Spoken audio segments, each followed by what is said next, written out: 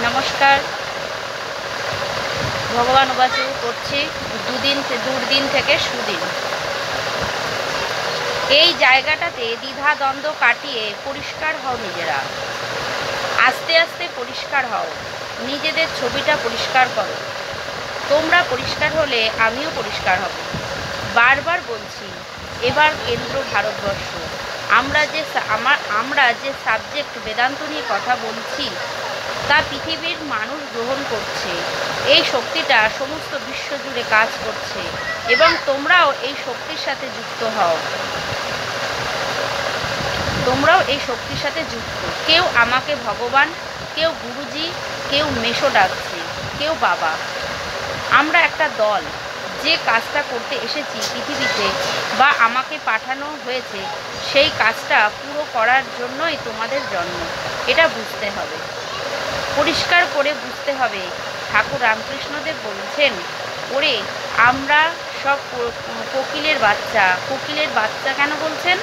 কোকিল কাকের বাসায় ডিম পাড়ে, ডিম ফুটে ওঠা ঠিক কাকের মতোই জন্মগ্রহণ করেন। ডিম ফুটে ওঠা ঠিক কাকের মতোই জন্মগ্রহণ করেন, কিন্তু ওরা কা কা করে না, কাকও চিনতে পারে না তার বাচ্চা কিনা। কি অদ্ভুত ব্যাপার! সে কাকের সঙ্গে মেশে না, সে কিন্তু দৌড়ে গিয়ে কোকিলের সঙ্গেই মেশে।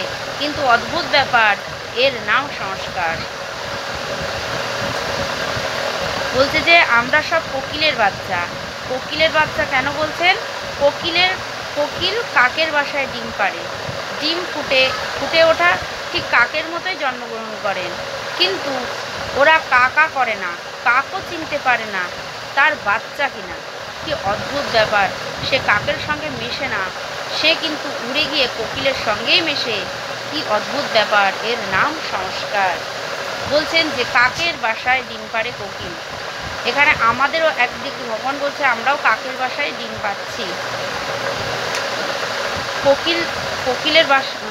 কোকিলের বাচ্চারা কাকের বাসায় ডিম পাচ্ছে। কিভাবে? আমরা কোকিল, কেননা আমরাও ডিম পেয়েছি, আমরাও ডিম পাচ্ছি, কিন্তু আমাদের বাসা সেই ঈশ্বর, আমরা সেই ঈশ্বরের সন্তান।